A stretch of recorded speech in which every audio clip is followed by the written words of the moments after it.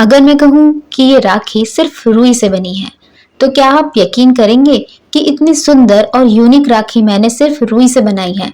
हाँ दोस्तों, इस राखी को बनाने के लिए मैंने ना कोई मोती का इस्तेमाल किया है, ना कोई पेपर और ना ही कोई महंगा सामान। सिर्फ थोड़ी सी रुई से आप ऐसी खूबसूरत राखी बनाकर कोई भी कंपटीशन इजीली जीत सकते हैं।